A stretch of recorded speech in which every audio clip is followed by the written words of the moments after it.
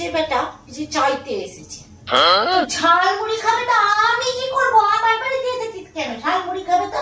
যখন মুড়ি কটা খুললাম তখনই ছিল মুড়ি, মুড়ি কটা খুললাম শেষ।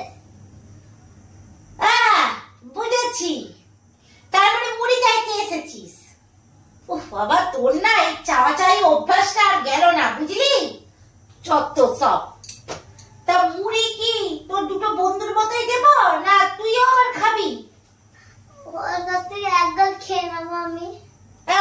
বুঝতেই পেরেছি, দাঁড়া আনছি মুড়ি। যত সব, যখন তখন শুধু চাইতে চলে আসবে। কি রে পাল্লায় পড়েছি না, ভালো লাগে না জানো আর।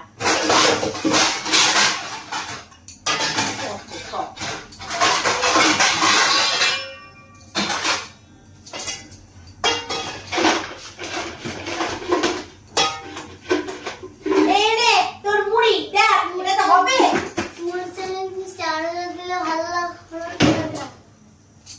আবার চেনাচুর, এটা চেনাচুরও কি তো শেষ হয়ে গেছে? হ্যাঁ।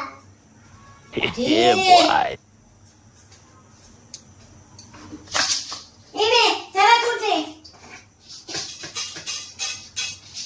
তারপরে লঙ্কা পেঁয়াজ।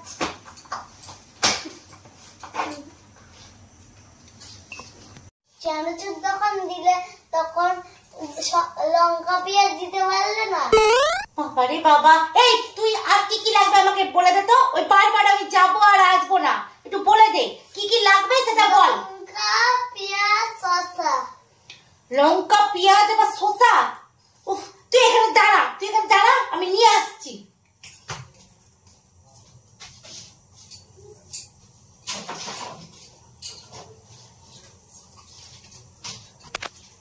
আজকে ঝালমুড়ি ভালোই খাবো। কোথায় গেলি রে? এনে এনে তোর শসা, এনে তোর 4টে লঙ্কা, এনে তোর 2টো পেঁয়াজ। হলো শান্তি? আর একটু নারকেল দিলে ভালো হতো না? কি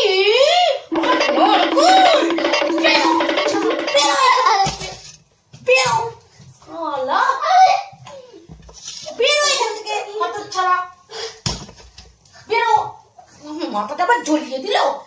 প্রথমে খেতে দাও কাকিমা, খেতে দিলাম। তারপরে বসতে দাও কাকিমা, বসতে দিলাম।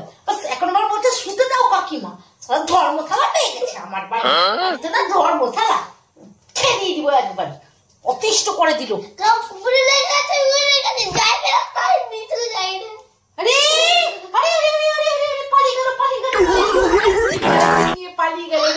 পালিয়ে গেল কি ছেলে রে ভাই, আমার মুড়ি চানাচুর শসা পেঁয়াজ সব দিয়ে চলে গেল। এবার হতো ছাড়া আসুক, ঢুকতে দেবো না, দরজাটাকে আগে লাগিয়ে দিয়ে আসি।